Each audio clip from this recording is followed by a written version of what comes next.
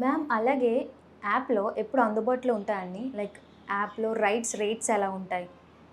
App ఇంకా launch చేయలేదు మనం. ఓకే. ఆగస్ట్‌లో దీన్ని లాంచ్ చేసే ప్రయత్నం చేస్తున్నాము. యాప్ లాంచ్‌కి ముందు నేనేమనుకుంటున్నానంటే, ఒక సర్టెన్ నెంబర్ ఆఫ్ డ్రైవర్స్ మాకు రెడీగా సాలరీస్‌కి పెట్టుకొని లాంచ్ చేయడానికి చూస్తున్నాము.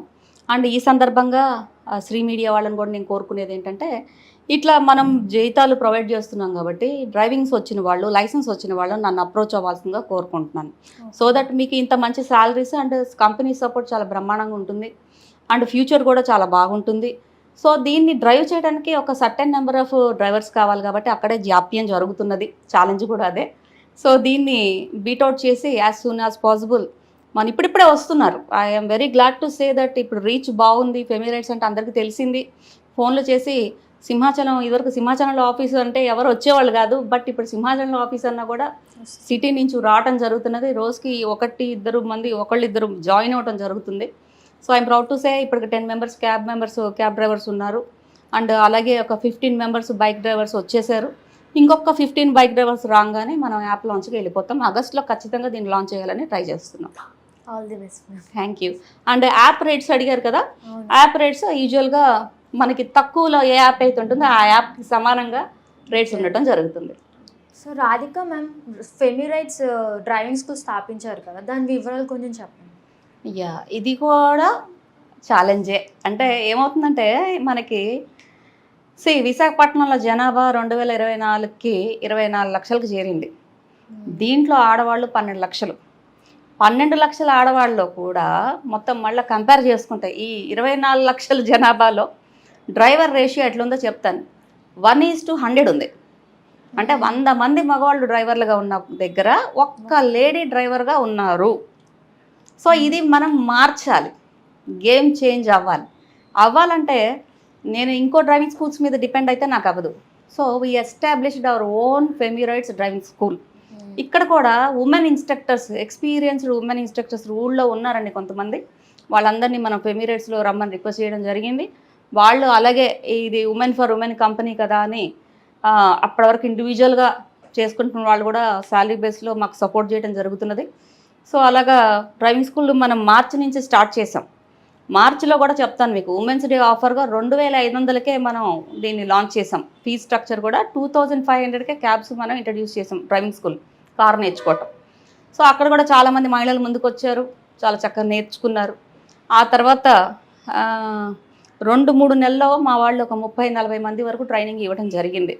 ఇక్కడ నేను చాలా గర్వంగా చెప్పుకునే విషయం ఏంటంటే, మా ఇన్స్ట్రక్టర్లు 18 రోజుల్లోనే నేర్పించడం. స్వప్న టీచర్, ఎస్పెషల్లీ స్వప్న టీచర్ గారు స్వప్న గారు ఇన్స్ట్రక్టర్గా వచ్చారు. ఇక్కడ సింహాచలంలో ఆవిడ 1 టౌన్ నుంచి అప్ అండ్ డౌన్ చేసి రోజు పొద్దున సాయంత్రం వచ్చి ఇక్కడ చెప్పడం జరుగుతుంది. సో మేడం దగ్గర నేర్చుకున్న వాళ్ళు విత్ ఇన్ 18 డేస్లో చక్కగా వాళ్ళు నేర్చుకోవటం, సాటిస్ఫైడ్ స్టూడెంట్స్ అంటే పేరెంట్స్. అంటే మా డ్రైవింగ్ స్కూల్లో 18th డేకి పేరెంట్ ఆ స్కూల్ ఆ కారులో వెళ్ళి, అంటే ఒక పాప మా దగ్గర నేర్చుకుంది, ఆ తండ్రి ఆ 18వ రోజు వెనక్కి ఉండి చూసి ఆ 2 పాయింట్లు ఏవో చెప్పి, ఇవి రాలేదండి, ఈ 2 కూడా నేర్పిస్తారా ఇంకో 2 రోజులని అడగటం కూడా జరిగింది. తప్పకుండా నేర్పిస్తా అని స్టీపులో కార్ ఎట్లా నుంచోబెట్టాలన్న చిన్న డౌట్ ఆ అమ్మాయికి ఉండిపోయింది. అది కూడా క్లారిఫై చేసి సక్సెస్ఫుల్గా స్టూడెంట్స్ని ఈ రోజున ఆత్మధైర్యంతో కాన్ఫిడెన్స్గా మాకు కారు వచ్చు అన్న కాన్ఫిడెన్స్తో మన డ్రైవింగ్ స్కూల్ నుంచి వాళ్ళని పంపడం జరుగుతున్నది. సో ఇదే కాక డ్రైవింగ్ స్కూలు పెట్టినందుకు మనకి ఐటీడీఏ ప్రాజెక్ట్స్ కూడా ఉన్నాయి. ఎన్జిఓస్ అడుగుతున్నారు. సో శిక్షణ ప్లస్ ఉపాధి అనే కాన్సెప్ట్ మేము తీసుకురావడం జరిగింది. అసలు దానికోసమే డ్రైవింగ్ స్కూల్ లాంచ్ చేయడం జరిగింది. నాకు ఈ project again proud to say, మనం ఇన్కార్పొరేట్ అయ్యి డిసెంబర్లో మన కంపెనీ రిజిస్ట్రేషన్ అయిపోతే ఫిబ్రవరి కల్లా నాకు ఒక ప్రాజెక్ట్ వచ్చింది, ఐటీడీఏ ప్రాజెక్ట్. కాకపోతే మరి ఎలక్షన్ కోడ్ అని దీంతో మేము చేయలేకపోయాం. కానీ లేకపోతే ఈ పాటికి ఒక బ్యాచ్ 170 మెంబర్స్కి ట్రైనింగ్ ఇవ్వాలని ఐటీడీఏ నుంచి నాకు ప్రాజెక్టు శాంక్షన్ అయ్యి ఉంది.